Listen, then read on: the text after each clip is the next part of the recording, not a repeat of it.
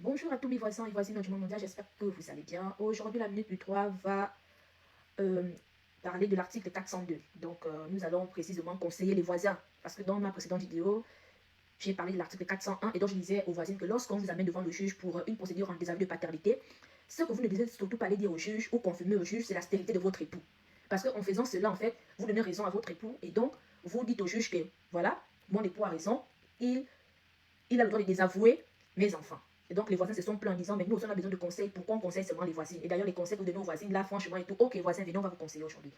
Chers voisins, allons-y à l'article 402. S'il vous plaît, que chacun prenne son code civil. On s'assoit devant l'article 402 du code civil de la République gabonaise. J'ouvre une parenthèse. Beaucoup de personnes sont venues avec où on peut se procurer le code civil. Le code civil, vous l'avez au journal officiel. Moi, j'ai une constitution ici que j'ai achetée. Attendez, je mets toujours les dates quand j'achète un ouvrage. Un livre ou une loi, j'ai acheté ça le 22 février 2012. Donc ça fait plus de 13 ans, nous sommes en 2015, en 2025, excusez-moi, que j'ai cette constitution de la République. Ça, j'ai acheté ça au journal officiel, je crois que c'est 10 000, je ne me rappelle plus. Donc ça fait plus de 13 ans que j'ai ça. Le journal officiel, c'est en ville là-bas quelque part, je ne sais pas, vous descendez comme ça à la centrale, faites comme si vous allez à rénovation, renseignez-vous là-bas. Donc, chers voisins, lorsque vous voulez désavouer un enfant né dans le mariage, lorsque vous saisissez le juge pour dire, après 5 ans de mariage, après on dit le pluriel commence par 2. Nous disait-on quand on était au primaire, au secondaire. Donc, après plusieurs années de mariage, 2 ans, 3 ans, 4 ans, 10 ans, 25 ans, 35 ans, 40 ans, vous avez eu beaucoup d'enfants avec votre épouse. Mais vous découvrez un jour que les 6 ou les 5 enfants que vous avez eus, malheureusement, vous n'êtes au père biologique de personne, ou vous êtes le géniteur d'aucun de ces enfants, ou parmi les 5 enfants, dans les 5 enfants que vous avez eus, vous n'êtes pas le géniteur de 3, de 2 ou de 4.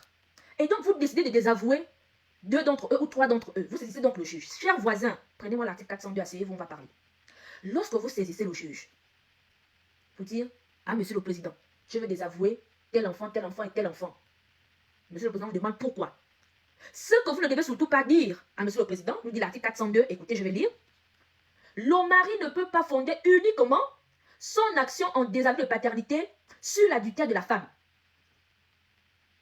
Donc, le législateur gabonais dit aux époux que quand vous voulez désavouer un enfant, vous ne pouvez pas uniquement saisir le juge pour lui dire « Je ne veux plus que tel soit mon enfant seulement parce que ma femme m'a trompé. » Le législateur, la loi dit « Ah, monsieur Kombila, tu peux désavouer un enfant, c'est ton droit, la loi te le permet, mais tu ne peux pas te fonder uniquement sur l'adultère de la femme, donc de ton épouse.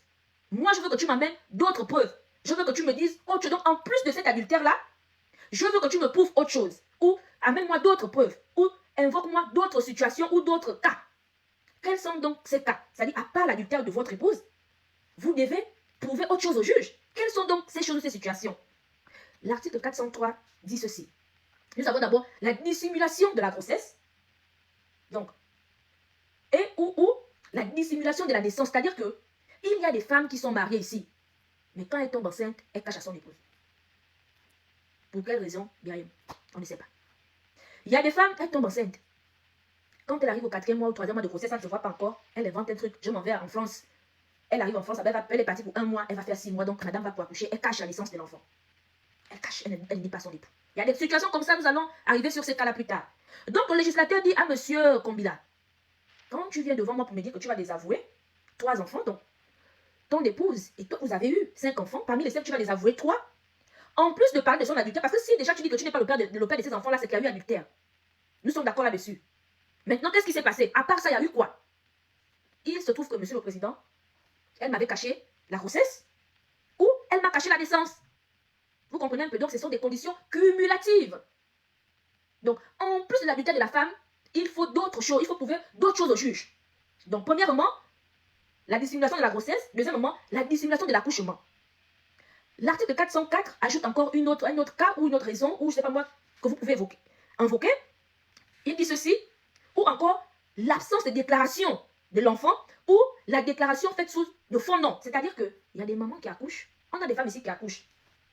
Elles sont de l'hôpital 2 jours après. Elle va s'asseoir à la maison, gars. Elle ne déclare pas son enfant. Tout ça, on a le papa qui est par exemple en mission.